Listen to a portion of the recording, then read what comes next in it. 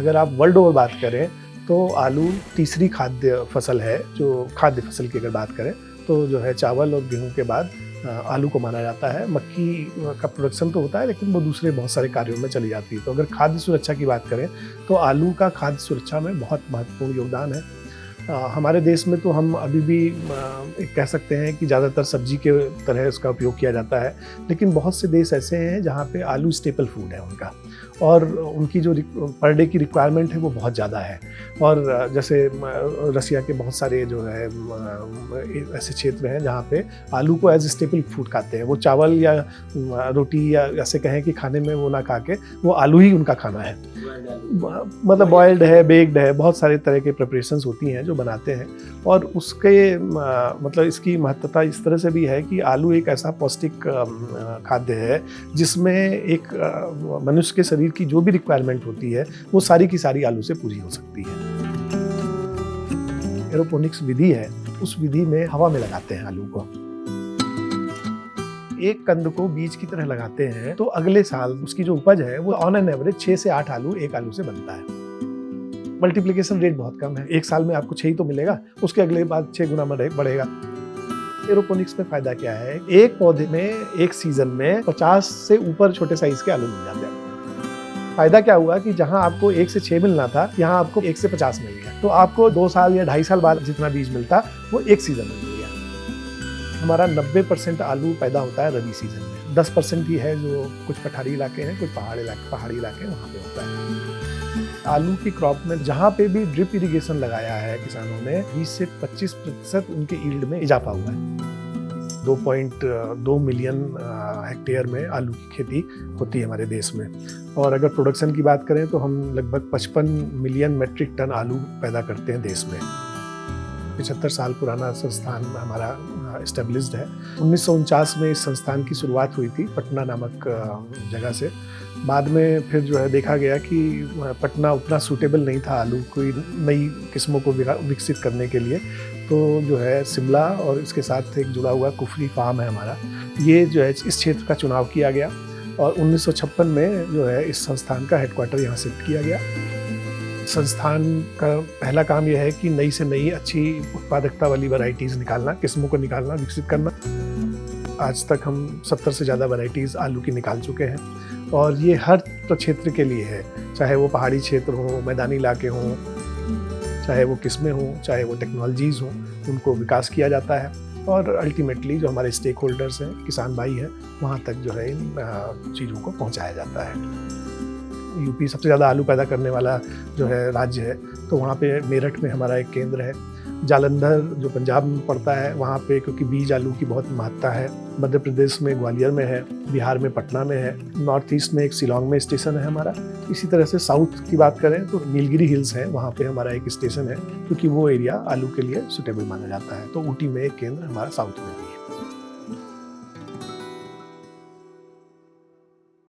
अगर मोटापे की बात करें तो मोटापे को नॉर्मली लोग फैट के साथ को रिलेट करते हैं। तो आलू अगर एज इट इज़ आलू देखें तो उसमें 0.1% जो है वसा की मात्रा होती है, यानी कि फैट की मात्रा होती है। और आप समझ सकते हैं कि किसी भी खाद्य पदार्थ में अगर वो 0.1% है, 1% ना होकर उसका भी 10वां हिस्सा है, तो वो कैसे मोटापा कर सकता है? It is just not possible. लेकिन होता क्या है कि हम ज़्यादातर जो आलू को हमारी खाने की विधियाँ हैं, जो हमारी रेसिपीज़ हैं, वो हम कहीं ना कहीं उसमें फ्राइंग का पार्ट डालते हैं। और आलू में क्योंकि 80% तक पानी है, तो जब हम किसी भी ऐसे पदार्थ को जिसमें पानी की मात्रा बहुत ज़्यादा है उसको जब फ्राई करते हैं तो फ्राइंग का प्रोसेस क्या है कि वो पानी निकलेगा उसमें से और तेल घुसेगा, तेल या जो भी वसा है। तो इसमें जो है तेल को सोखने की मात्रा मतलब जो वो है क्षमता बहुत है। तो अगर आप फ्राई ना करें, बेक्ड या बॉयल्ड खाते हैं तो एब्सोल्युटली कोई मोटापे का सवाल ही नहीं उठता। लेकिन क्योंकि हम खाते ही चिप्स हैं, फ्रेंच फ्राई, समोसा, पराठा, इस टाइप की चीज़ें खाते हैं जिसमें हम तेल या घी का उपयोग करते हैं, तो वो फैट को काफ़ी एब्जॉर्ब कर लेता है। तो जो ओवरऑल जो प्रोडक्ट फाइनल बनता है हमारा, जैसे अगर आप फ्रेंच फ्राइज या चिप्स की बात करें तो उसमें 30 से 35% तक फैट हो जाता है। तो कहाँ 0.1 था वो हमने फ्राई करके उसको 35% बना दिया, तो फिर ऑब्वियसली फिर मोटापे आलू बेगुनाह है। उसको जो है बनाने का जो तरीका है वो हमें देखना पड़ेगा कि अगर हम नहीं चाहते हैं कि उसके द्वारा फैट मिले तो हमें बॉयल्ड या बेक्ड आलू खाना चाहिए। अभी हम शिमला में बैठे हैं, तो पहले पहाड़ों की बात करते हैं। पहाड़ों के लिए एक बहुत जब भी हम कोई नई किस्म का विकास करते हैं तो उसमें ये देखना होता है कि हमें यहाँ पे कैसी वैरायटी चाहिए। यहाँ पे एक बीमारी है पिछेता झुलसा। आलू की सबसे खतरनाक बीमारी पिछेता झुलसा है, उसको लेट ब्लाइट बोलते हैं।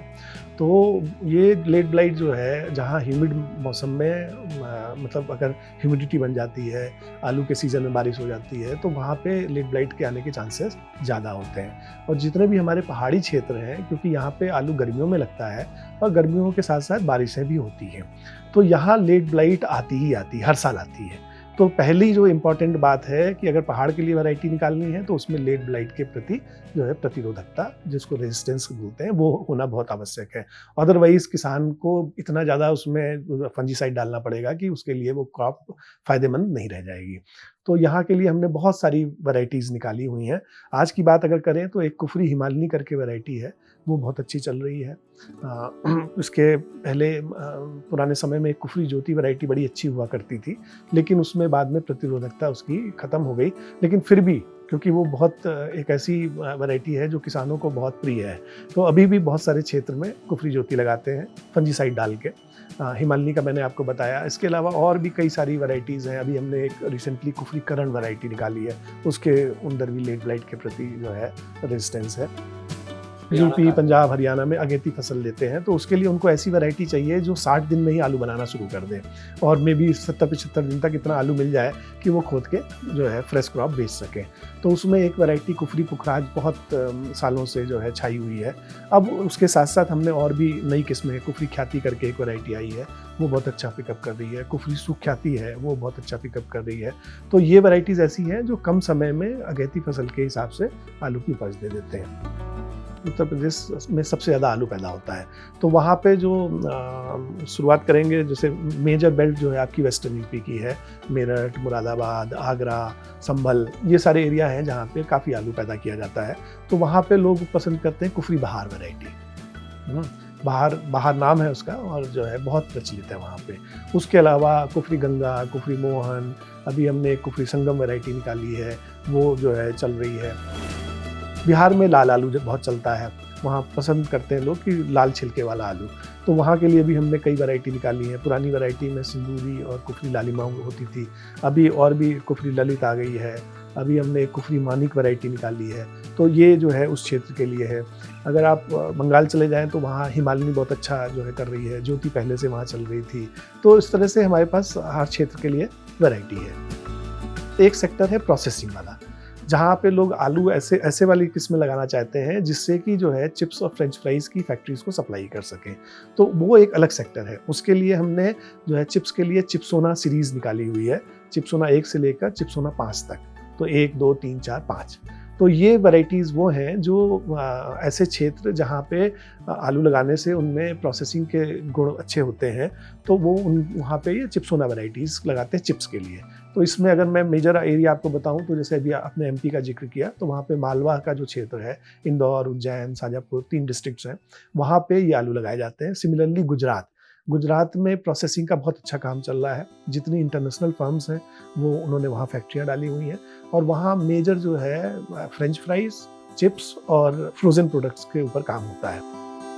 अब आ जाते हैं फ्रेंच फ्राई के लिए आलू ऐसा होना चाहिए जो लंबा हो और उसके ताकि जो है जो फ्राइज़ बनती हैं वो लंबी फ्राइज़ निकल सके। तो उसमें हमने 2 किस्म निकाली है, एक कुफरी फ्राई सोना करके है और एक अभी लेटेस्ट वैरायटी कुफरी फ्रायोम है, वो बहुत बढ़िया पॉपुलर हो रही है और जो है लोग वहाँ पे कल्टीवेट कर रहे हैं। इसके अलावा एक और जो है नया पर्सपेक्टिव आया है, वो है बायोफर्टिफाइड वैरायटीज़। हर क्रॉप में ये जो है एम्फेसिस दिया जा रहा है कि आप उस क्रॉप को ही इतना मिनरल या ऐसी चीज़ों से एनरिच कर दो कि वो स्वास्थ्यवर्धक हो, तो ये इसको बायोफोर्टिफिकेशन बोलते हैं, माल न्यूट्रिशन को कम करने के लिए। तो जैसे आलू की अगर हम बात करें तो बहुत सारा तबका हमारा ऐसा है जो जब सब्जियों के दाम ज़्यादा हो जाते हैं तो ज़्यादातर सब्जियां नहीं खरीद पाता है, तो आलू को ही खा के अपनी सब्जी की रिक्वायरमेंट पूरी करता है। तो अगर वहाँ पे हम जो है थोड़ा सा हम उसको न्यूट्रिशनली रिच कर दें आलू को, तो उनकी जो मेल न्यूट्रिशन की प्रॉब्लम है उसको भी सॉल्व कर सकते हैं। तो उसमें हमने जो है एक वैरायटी निकाली कुफरी नीलकंठ। वो बाहर से बैगनी कलर की है, अंदर से हल्की पीली है। तो ये वैरायटी जो है हमने बायो फोर्टिफाइड सेक्टर में निकाली है। एक कुफरी मानिक का नाम लिया मैंने, वो रेड स्किन वाली वैरायटी है, वो भी बायो फोर्टिफाइड है। और अभी इसी साल हम एक और वैरायटी देने जा रहे हैं जिसका नाम हमने रखा है जमुनिया, कुफरी जमुनिया। तो वो बाहर से भी बैगनी है और अंदर से भी बैगनी है। तो उसमें जो है जो आपके मिनरल कंटेंट थोड़े ज़्यादा है, और उसके साथ साथ जो हम एंटीऑक्सीडेंट, आजकल बड़ा कॉन्सेप्ट चला है, तो एंटीऑक्सीडेंट्स की मात्रा अच्छी है, काफ़ी अधिक है। तो अगर ये वैरायटीज़ जो है पॉपुलर हो जाएंगी तो हम मेल न्यूट्रिशन को काफ़ी हद तक कंट्रोल कर पाएंगे। पहाड़ों में हमने बताया ना, हाई हिल्स में जो सीज़न है वो गर्मियों का सीज़न होता है। जो मैदानी इलाकों में रबी क्रॉप लगाते हैं जाड़ों में, और कुछ मिड हिल्स हैं वहाँ पे हम इन बिटवीन क्रॉप होती है, जहाँ पे जैसे आप कह सकते हैं कि जनवरी या फरवरी में प्लांटिंग करेंगे और वो जो है आपकी मई जून तक क्रॉप आ जाती है। तो ये जो है डिपेंडिंग ऑन कि वहाँ का क्लाइमेट कैसा है, आलू किस सीज़न में सबसे अच्छा पैदा किया जा सकता है, वो क्षेत्र ऑलरेडी जो है विकसित हो चुके हैं। पूरे देश की अगर बात करें तो आज की डेट में 24.5 टन प्रति हेक्टेयर है। ठीक है, अगर एकड़ में निकालना है तो 2.5 से आप जो है उसको डिवाइड कर लें। तो ये है हमारी एवरेज। लेकिन अगर आप बात करें जो ऐसे किसान या ऐसी जो कृषि की विधियां हैं जिनको तरीके से की जाती है, तो वहाँ पे बड़े आराम से 30 टन की पैदावार मिलती है। गुजरात का मैंने आपके साथ जिक्र किया, बनासकांठा है, साबरकांठा है, कुछ और भी वहाँ पे क्षेत्र है। वहाँ पे एडवांटेज उनको क्या मिलता है कि जैसे हमारी ये रबी की क्रॉप है।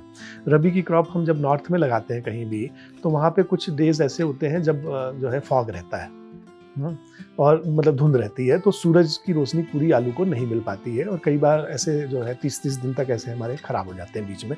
अब गुजरात ऐसा क्षेत्र है जहाँ पे फॉग नहीं पड़ता है, तो अगर 90 दिन की क्रॉप है तो 90 के 90 दिन उनको पूरी सनलाइट मिल रही है, तो वहाँ की प्रोडक्टिविटी कई बार हमने अपने खुद देखी है, 50 टन 55 टन प्रति हेक्टेयर तक भी है। बंगाल की प्रोडक्टिविटी ऑन एन एवरेज 30 के आसपास आती है, बहुत अच्छी प्रोडक्टिविटी बंगाल की। नॉर्थ में जो है हमारा एवरेज 25 तक तो आराम से मिल जाता है, अगर आप पंजाब, हरियाणा, वेस्टर्न यूपी की बात करें। इसमें जो खास बात यह है, जो सबसे इम्पॉर्टेंट इनपुट है आलू की खेती में, वो है आलू का बीज। अगर आलू के बीज की क्वालिटी अच्छी है तो आपको उससे अच्छी उपज मिलती है, और अगर वो क्वालिटी ख़राब है, क्वालिटी मतलब उसके अंदर वायरसेस हैं, कुछ और बीमारियां हैं, तो ऑब्वियसली आप समझ सकते हैं कि जो चीज़ खुद बीमार है वो आगे की पैदावार कैसे देगा, कितनी देगा। तो ये एक बहुत बड़ा फैक्टर है कि किसान, बहुत सारे क्षेत्र ऐसे हैं जहाँ पे किसान या तो उनको क्वालिटी का बीज मिल नहीं पाता है, या वो हर साल जो है बीज को बदलते नहीं हैं, अपने ही बीज को साल दर साल यूज़ करते रहते हैं। होता क्या है कि जब हम आलू का बीज, आप जानते हैं कंद है, और कंद में बहुत सारा जो है खाने वाला पदार्थ है, तो उसमें बहुत सारी तरह की बीमारियां भी अटैक करती हैं। जब हम आलू का जो स्वस्थ बीज अगर बात करें, एक बार लगाया हमने, उस 90 दिन तक पौधा हुआ, तो पौधे के द्वारा बहुत तरह की जो है बीमारियां उसमें आने की संभावना रहती है। अब हमने उसी बीज को दोबारा रख लिया, जो पैदावार हुई उसको हमने अगले साल लगाने के लिए रख लिया, तो पहली बार से उसके अंदर क्वालिटी में भी 5% 10% कम आ गई। फिर हम उसी बीज को तीसरे साल भी यूज़ कर रहे हैं, चौथे साल भी यूज़ कर रहे हैं, तो हर बार आप मान के चलें कि 5 से 10% उसकी जो उत्पादकता की जो क्षमता है उसकी, वो जो है साल दर साल कम होती जाती है। तो जहाँ पे किसान हर साल अपना अच्छी क्वालिटी का बीज ला पा रहे हैं, लगा रहे हैं, वहाँ पे उनकी प्रोडक्टिविटी अच्छी है। जहाँ नहीं कर पा रहे हैं वहाँ पे जो है प्रोडक्टिविटी कम है। इसके अलावा बाकी जो एग्रोनॉमिकल प्रैक्टिसेस होती हैं, पानी कैसे दे रहे हैं, खाद कितनी दे रहे हैं, ये सारे फैक्टर्स जो है इम्पॉर्टेंट है। जो हमारे देश का जो सिस्टम बनाया गया आलू के बीज को लेके, तो जो मिनिस्ट्री है एग्रीकल्चर की, जिसको agriculture and farmers welfare ministry बोलते हैं आज की डेट में, जो मतलब भारत सरकार की मिनिस्ट्री है, उसने जो है बीज उत्पादन के लिए एक सिस्टम बनाया हुआ है, और उन्होंने ये मैंडेट ब्रीडर सीड तक का हमारे संस्थान को दे रखा है, और हम हर साल जो है लगभग 3000 टन ब्रीडर सीड पैदा करते हैं अपने इन सारे स्टेशनों को मिला के। उसके बाद क्या होता है, जो स्टेट गवर्नमेंट्स हैं वो अपनी रिक्वेस्ट भेजती हैं उस मिनिस्ट्री को, वो उसके हिसाब से कि हमसे हमारी इन्फॉर्मेशन लेते हैं, उनसे उनकी रिक्वेस्ट लेते हैं, और दोनों को मिला के अलॉट करते हैं कि इस स्टेट को ये वाली इतनी वैरायटी इस स्टेशन से मुहैया कराई जाएगी। ये सारा सिस्टम बना हुआ है। फिर इसके बाद जो स्टेट गवर्नमेंट का काम है कि वो हमसे ब्रीडर सीड लेने के बाद उसको 3 जनरेशन अपने फार्म्स पे मल्टीप्लाई करे। उससे बनेगा फाउंडेशन 1, फाउंडेशन 2 और बाद में तीसरे जनरेशन में सर्टिफाइड सीड। वो सर्टिफाइड सीड अच्छी क्वालिटी का वो किसानों को मुहैया कराएंगे। ये एक सिस्टम बना हुआ है, लेकिन ये सिस्टम जो है पूरी तरह से सारे किसानों को जो है संतुष्ट नहीं कर पा रहा है, क्योंकि कहीं ना कहीं कुछ दिक्कतें आती होंगी, मैं ऐसा समझता हूँ, व्यवहारिक दिक्कतें होंगी। तो अब इसके साथ साथ प्राइवेट सेक्टर बहुत बड़ा है सीड में। अगर आलू के सीड की बात करें तो एक तो मैंने बताया कि सबसे इम्पॉर्टेंट इनपुट है, मतलब आप मान लें कि जो है पैसे के हिसाब से भी और अदर क्वालिटी के हिसाब से भी सबसे इम्पॉर्टेंट इनपुट जो है आलू का बीज है। हमें 1 हेक्टेयर आलू लगाने के लिए 30 से 35 क्विंटल सीड चाहिए होता है, तो आप समझ सकते हैं कि बहुत वॉल्यूम है। प्लस ये जो है आपकी जो कॉस्ट ऑफ कल्टीवेशन होती है आलू की, उसमें आप मान के चलें कि 40% हिस्सेदारी खाली बीज की है, जबकि बाकी क्रॉप्स में ऐसा नहीं होता है। तो अब जो है ये इम्पॉर्टेंट है, और इसके लिए जो है बहुत सारे प्राइवेट सीड ग्रोवर्स हैं, इंडस्ट्रीज़ हैं जो सीड का काम करती हैं, और वो हमारी ही वैरायटीज़ को हमसे टिश्यू कल्चर के फॉर्म में ले जाती हैं, फिर उसको आगे बढ़ाती हैं, और लास्ट में वो एक जो है किसी एक उसको वो बोलते हैं मतलब अपने ब्रांड के हिसाब से वो बेचते हैं, और जो है वो भी काफ़ी बड़े जो है एरिया को कवर करता है। जो उसमें खासकर अगर आप पंजाब से शुरुआत करें तो मेजरली पंजाब पूरा का पूरा, हरियाणा का काफ़ी पार्ट और वेस्टर्न यूपी का भी कुछ पार्ट है, जहाँ पे बहुत सारे किसान बीज का काम करते हैं, और वो अच्छी क्वालिटी का बीज बना के किसानों को फर्दर दूसरे क्षेत्रों के किसानों को मुहैया कराते हैं। जो हमारी वैरायटीज़ हैं, जो जिनके साथ कुफरी लगा होता है, वो सारी इंडियन वैरायटीज़ हैं। और अगर बात करें पूरे देश की तो लगभग 90% एरिया ऐसा है जहाँ पे हमारे संस्थान द्वारा विकसित किस्में ही लगाई जाती हैं। कुछ एरिया है जहाँ पे एग्जोटिक वैरायटीज़ लगती हैं। अब ये जितनी हमारी वैरायटीज़ हैं, उनमें वैरायटीज़ तो मैंने बताया 70 से ज़्यादा हम निकाल चुके हैं, लेकिन क्या होता है समय के साथ कोई वैरायटी ख़त्म हो जाती है। तो आज अगर सीड चेन की बात करें तो हमारे पास अभी लगभग 25 वैरायटी ऐसी हैं जो सीड चेन में है, मतलब जिनका सीड बन रहा है किसी न किसी स्टेज पे, और लगभग जो है 30 के आसपास ऐसी वैरायटीज़ हैं जिनकी हम टिश्यू कल्चर में मदर कल्चर को मेंटेन करते हैं, और डिपेंडिंग ऑन रिक्वायरमेंट उसको हम फर्दर मल्टीप्लाई करके देते हैं। जैसे एक एग्जांपल, आपको कोई एक पार्टिकुलर फलाना वैरायटी कुफरी नीलकंठ का नाम ले लीजिए कि कुफरी नीलकंठ आप लगाना चाहते हैं और आप टिश्यू कल्चर से शुरू करना चाहते हैं, तो आप जो है हमारे पास रिक्वेस्ट भेजेंगे और हम 1 से 1.5 महीने का समय लेके आपको नीलकंठ की ट्यूब्स बना के देंगे। ये ट्यूब हम बेचते हैं, मतलब फ्री में नहीं है ये। आज की डेट में हम 10,000 रुपये प्रति टिश्यू कल्चर ट्यूब देते हैं जो भी लेने वाला होता है, और उसमें एक ट्यूब में 3 जो है प्लांटलेट्स होते हैं। अब हमारे देश में लगभग 60 टिश्यू कल्चर की ऐसी जो है फर्म्स हैं जो हमसे लगातार जो है लेती रहती हैं, अलग अलग वैरायटी का टिश्यू कल्चर प्लांट लेती रहती हैं। वो टिश्यू कल्चर के द्वारा उस प्लांट्स को मल्टीप्लाई करती हैं सैकड़ों की संख्या में, और फिर उसके आगे की विधि चाहे वो एरोपोनिक्स हो या कोई और विधि से उसको जो है बीज में कन्वर्ट करते हैं, और वो फिर आगे जो है सप्लाई करते हैं। तो हम जब हमसे अगर लेना है तो जब पहली बार आप आएंगे तो आपके साथ रजिस्ट्रेशन करेंगे कि आप भी एज अ मतलब कि नए आप जो है वेंचर हैं जो है सीड का काम करना चाहते हैं टिश्यू कल्चर के थ्रू, तो आपको रजिस्टर करेंगे, और फिर उसके बाद जब आपको जिस वैरायटी की रिक्वायरमेंट होगी आप पैसे देके वो हमसे ले सकते हैं। सब कर सकते हैं, कर रहे हैं ऑलरेडी, लेकिन वो टिश्यू कल्चर वाला वही लेगा जिसके पास अपनी टिश्यू कल्चर की लैब है, या उसके पास कोई ऐसा साधन है कि कोई आसपास टिश्यू कल्चर लैब है जिसमें देके वो मल्टीप्लाई करा के वापस अपना पास जो है लगा सके। बीज का साइज़ हम बोलते हैं वो है आपका, मान के चलिए कि 30 से लेकर 60 ग्राम तक का जो आलू होता है वो सही साइज़ है सीड का, ठीक है। अब इसमें होता क्या है कि किसान, जैसे मैंने बताया कि 1 हेक्टेयर में अगर लगाना है तो 35 क्विंटल तक लग जाता है। अब ऑब्वियसली उसकी कॉस्ट है, तो किसान कई बार उस कॉस्ट को कम करना चाहते हैं, तो या तो वो छोटे आलू खोजते हैं बीज के लिए। हमने देखा है कई बार कुछ क्षेत्र के ऐसे किसान हैं वो छोटे आलू को सबसे पहले जो है सेलेक्ट करते हैं बीज के लिए, हालांकि वो सही रीज़न नहीं है, क्योंकि कई बार हो सकता है छोटा आलू इसलिए हो कि उसमें वायरस है और वो जो है सही साइज़ नहीं पकड़ पाया, तो ये एक बहुत गलत धारणा है, इससे बचना चाहिए। दूसरा क्या है कि जब वो किसान किसी से भी बीज लेता है तो ज़रूरी नहीं है कि उसको सीड साइज़ ही मिले, कई बार बड़े आलू मिल जाते हैं, वेटिंग करते हैं कि ये हमने बीज से बचा लिया, यही एग्जैक्टली। तो वो जो है उसमें क्या होता है कि जो बड़े आलू अगर लगाना चाहते हैं तो हम तो कहते हैं हम काटने की प्रक्रिया को हम जो है बहुत एनकरेज नहीं करते हैं, क्योंकि काटने से फर्दर हम उसमें बीमारियां ऐड कर रहे हैं, वो मैं अभी आऊँगा वहाँ पे।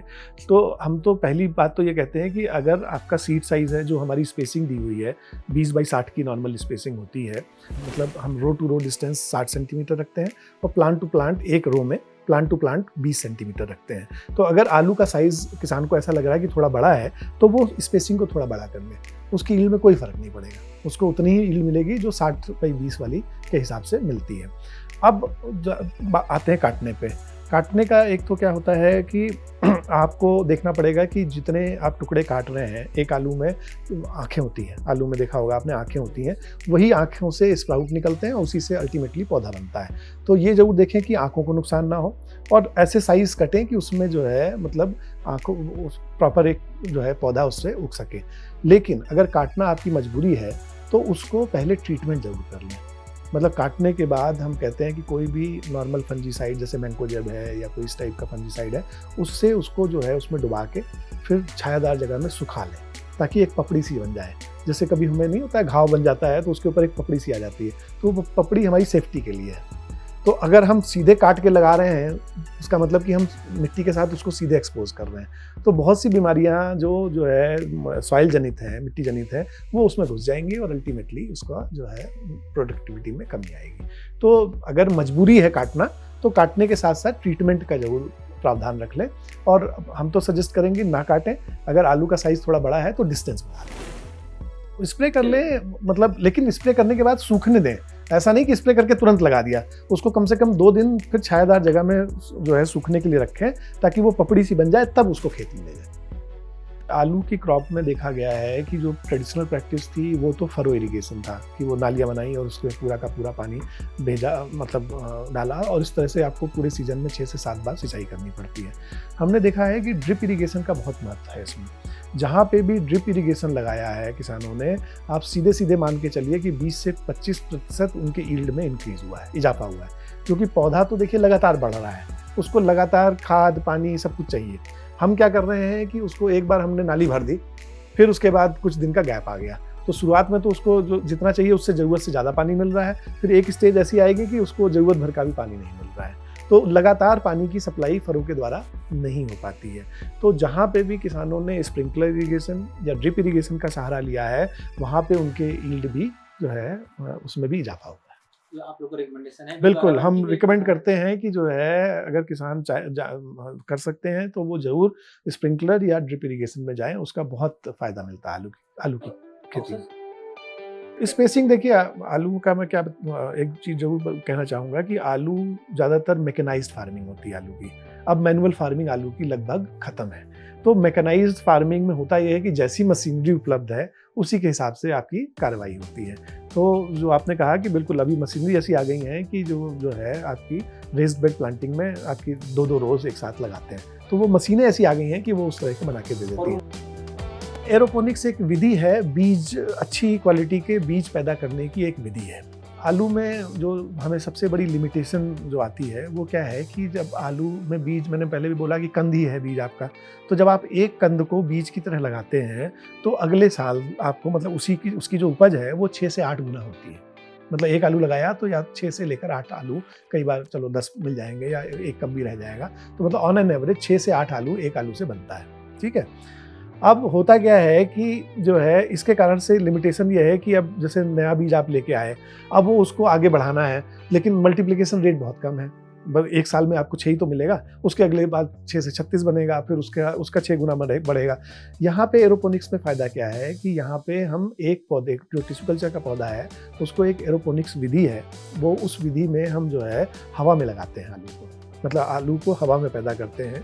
एक आप समझ लीजिए जैसे टेबल टॉप है, इस तरह की जगह पे जो है पूरे टेबल पे छेद करके वहाँ पे ये टिश्यू कल्चर वाले पौधे फंसाते हैं और नीचे से जो है उसको जो है फुहार द्वारा न्यूट्रिशन और पानी की जो है जड़ों में उसको मॉइस्चर अलॉन्ग विद न्यूट्रिशन दिया जाता है। अब होता क्या है कि आलू के जो कंद बनते हैं उसके लिए एक और मेरिस्टेम बनता है, उसको स्टोलन बोलते हैं।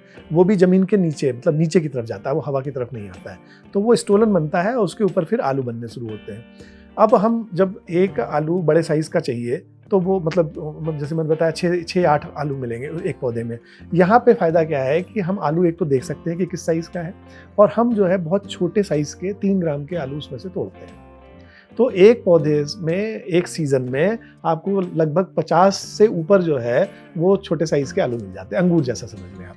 अब ये बस खाली यहाँ पे क्या है कि इसको थोड़ा सा नाजुक है, इसको संभाल के रखना पड़ता है, तो उसकी स्टोरेज की और वो सब व्यवस्था अच्छे से करनी पड़ती है।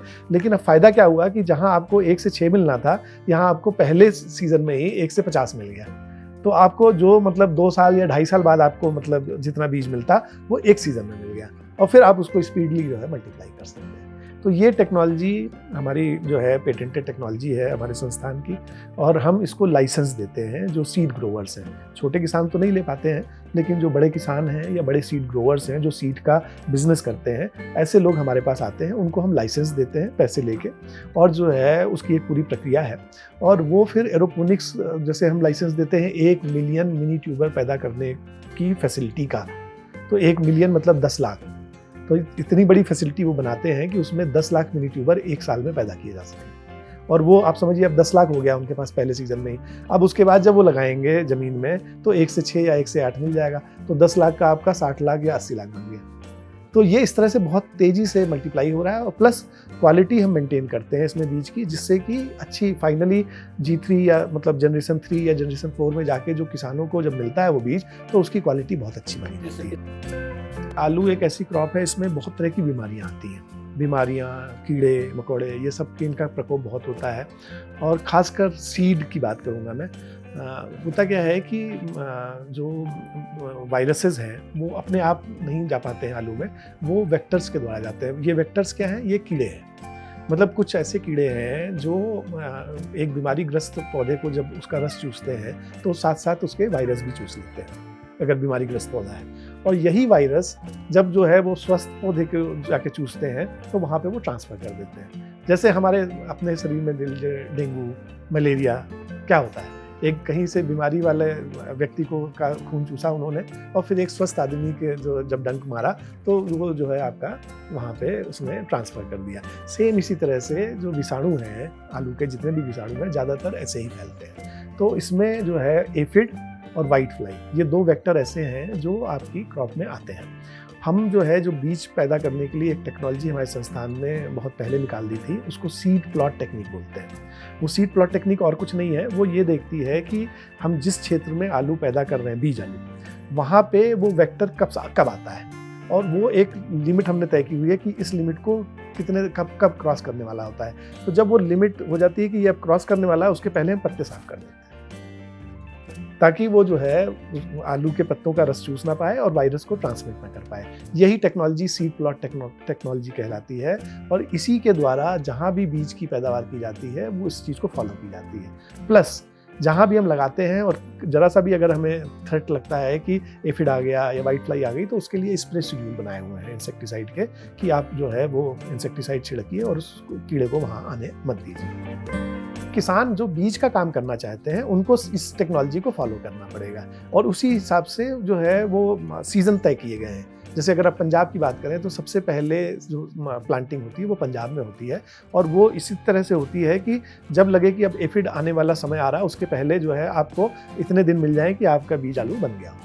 सिमिलरली वहाँ से फिर 10 दिन के अंतर पे आपका हरियाणा, फिर वेस्टर्न यूपी, इस तरह से वो पूरी चेन बनी हुई है कि कहाँ पे कब लगाएंगे और कौन सा सीज़न हमारे लिए सेफ़ है, जहाँ पे उन कीड़ों का प्रकोप सबसे कम होता है, और प्लस साथ में हमें आपको जो है मतलब इंसेक्टिसाइड का भी छिड़काव करना पड़ेगा। तो ये पूरा शेड्यूल बनाया गया है, और उसी के तहत सीड जो है पैदा किया जाता है देश में। आलू एक बहुत ऐसी क्रॉप है, वो एक तो वॉल्यूम बहुत ज़्यादा है, और हमें आलू चाहिए साल भर, जबकि हमारा 90% आलू पैदा होता है रबी सीज़न में, रबी क्रॉप में पैदा होता है, और 10% ही है जो कुछ पठारी इलाके हैं, कुछ पहाड़ी इलाके वहाँ पे होता है। तो अब 90% आलू आपका एक बेल्ट में पैदा हो रहा है। इंडो-गैनेटिक प्लेन अगर आप शुरू करें पंजाब से बंगाल, कुछ एरिया MP और गुजरात, तो अब ये जो है बेल्ट में एक ही समय में आलू पैदा हुआ, तो ऐसा तो है नहीं कि हम खाली उसी समय आलू खाएंगे, आलू तो हमें साल भर खाना है। तो वो उसको जो है खाने के लिए या उसको मुहैया कराने के लिए कोल्ड स्टोर्स की व्यवस्था है। अब हमारे देश में आज की बात करें तो लगभग जो है 7,500 कोल्ड स्टोर हैं, और उनमें से लगभग आप मान के चलें 80% कोल्ड स्टोर आलू को ही रखते हैं। वो चाहे वो बीज का आलू हो, चाहे वो आपका प्रोसेसिंग वाला आलू हो, चाहे वो खाने वाला आलू हो। तो वहाँ पे भी ये जो कोल्ड स्टोरेज की पूरी व्यवस्था की गई है वो इसीलिए की गई है कि कौन सा आलू आपको जो है मतलब किस आलू को कैसे वहाँ अच्छे कंडीशन में रखा जा सके। तो ये एक बहुत अच्छी वो मतलब मैं कहूँगा कि बहुत बड़ा काम है, और इसके लिए भी किसान जरूर ध्यान रखें। इसके लिए जो है कि जैसे ही हार्वेस्टिंग हो जाती है, आपकी स्किन मैच्योरिटी आ जाती है, उसके बाद जो आलू आपने बाजार में बेचना है वो तो ठीक है, लेकिन जो आपने रखना है चाहे बीज के लिए चाहे आपने आगे जो है मार्केटिंग के लिए, उसको सही समय पे कोल्ड स्टोरेज में पहुंचा दें। क्योंकि अगर लेट करेंगे, ज़्यादा तापमान हो गया उसके बाद पहुंचाएंगे तो फिर उसमें सड़न और दूसरी बीमारियां आने के जो है चांसेस बढ़ जाते हैं। जब आलू का जो अंदर का हम बोलते हैं तापमान है, वो जो है जैसे जैसे गर्मी बढ़ेगी वो तापमान बढ़ने लगेगा। और एक बार अगर आलू हीट हो गया, मतलब आलू हीट हो गया, उसके बाद आप कोल्ड स्टोर ले जाएंगे तो एक तो उसको इनिशियल शॉक लगेगा और फिर उसमें बीमारियां बढ़ेंगी। तो सही समय रहते हुए मेरा मानना यह है कि उनको अपनी जो क्रॉपिंग का जो उनका पैटर्न है या जो उनका सीजन है उसको ध्यान में रखते हुए लगाएं। ऐसा नहीं कि हम कभी भी लगा दिया और कभी भी खोद लिया। वो ये सब चीज़ें जो बनाई गई हैं सब सोच समझ के बनाई गई हैं, तो उसको फॉलो करना चाहिए। आपका जो है जैसे मिड अक्टूबर से लेकर मिड नवंबर तक प्लांटिंग हो जानी चाहिए इस एरिया में, और जो है उसी के हिसाब से जैसे 90 दिन होते हैं आपके, उस समय आपका हार्वेस्टिंग का काम चालू हो जाना चाहिए। क्रॉप मैच्योरिटी आ जाती है तब तक। और जब क्रॉप मैच्योरिटी आ गई, पहली चीज़ तो हम एक रिकमेंड करते हैं कि आप हार्वेस्टिंग से 10 या 15 दिन पहले ऊपर के जो पत्ते हैं उनको काट दीजिए, मतलब खॉप्स को बोलते हैं, तना और जो है पत्ते आप साफ कर दीजिए। उसका फ़ायदा क्या होता है कि आलू जब तक बड़ा हो रहा होता है तो उसकी स्किन पक्की नहीं होती है, कच्ची रहती है, ठीक है। तो जब आप तना काट देते हैं तब वो अपनी स्किन को पकाने की प्रक्रिया को आरंभ करता है, तो उस प्रक्रिया में 10 से 15 दिन का समय लगता है। तो एक तो ये करना चाहिए, लेकिन बहुत सारे हमने देखा है कि किसी कारणवश किसान पत्ते काट नहीं पाते हैं। तो अगर नहीं काट पाए हैं और आपने कच्चे आलू की खुदाई की है, मतलब जिसकी स्किन कच्ची है, तो उसको कहीं ना कहीं ढेरी लगा के ढक के उसकी स्किन जरूर पका लें, क्योंकि कच्ची स्किन का आलू किसी भी लायक नहीं होता है। ना वो मार्केटिंग में ज़्यादा दिन चल पाएगा, ना वो जो है कोल्ड स्टोरेज के लायक होता है। तो स्किन का पकना बहुत इंपॉर्टेंट है। समय रहते इतना मतलब हो जाना चाहिए कि वो स्किन पक गई उसकी, और फिर आप जो है कोल्ड स्टोर में आपने पहुंचा दिया।